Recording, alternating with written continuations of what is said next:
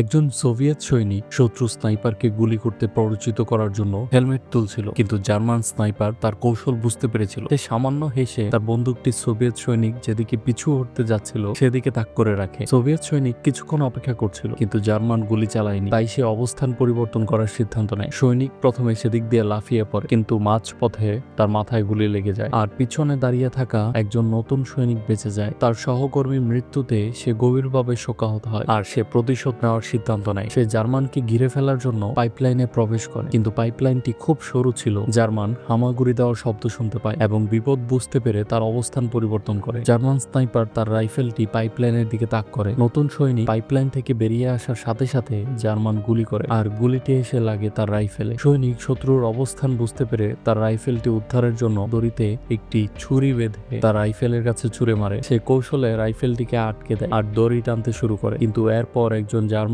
Sniper দড়িটিকে গুলি করে উড়িয়ে দেয়, আর সৈনিকটিও হতাশ হয়ে পড়ে। হঠাৎ বোমারু বিমান তাকে সাহায্য করতে আসে। তো পরের দিন সকালে সৈনিকটি মৃতদেহের নিচে লুকিয়ে পড়ে এবং মৃতের ভান করে। তারপর জার্মান সৈন্যরা যুদ্ধক্ষেত্র পরিষ্কার করতে আসে। তাদের কাছে যেই থমসন বন্দুক ছিল সেটা দিয়ে লাশের উপর নির্বিচারে গুলি চালায়, যাতে কেউ বেঁচে আছে কিনা দেখার জন্য। ভাগ্যক্রমে সৈনিকটি গুলি থেকে রক্ষা পায়। জার্মান সেনাবাহিনী চলে যাওয়ার সময় সৈনিকটি একটি রাইফেল তুলে জার্মান অফিসারের দিকে তাক করে। হঠাৎ একটি আওয়াজ তাকে থামিয়ে দেয়। সেও মৃতের ভান করা একজন সৈনিক। সে একজন স্নাইপার পারদর্শী ছিল, কারণ চশমা পরা সৈনিক বন্দুক চালাতে খুব একটা ভালো ছিল না। স্নাইপার এক্সপার্ট তার রাইফেলটি নিয়ে শেষ 5টি গুলি লোড করে। সে একজন জার্মান সৈনিকের মাথায় গুলি করে। অন্য সৈন্যদের নজরে পড়ে না। সে আবার লক্ষ্য করে আরেকজন জার্মানের মাথায় গুলি পড়ে। ঠিক তখনই একজন প্রহরী কিছু একটা বুঝতে পারে, আর সে একটি গ্রেনেড বের করে। স্নাইপার তাৎক্ষণিকভাবে তাকে লক্ষ্য করে মাথায় গুলি করে। তারপর না থামিয়ে সে চতুর্থ গুলিটি চালায়। শেষ জার্মান সৈনিকটি বিপদ টের পেয়ে পালানোর চেষ্টা করে, আর সে তখন তার রাইফেলটি তুলে নেয় আর তাকেও হত্যা করে। 5টি বুলেটে 5টি মাথায় গুলি।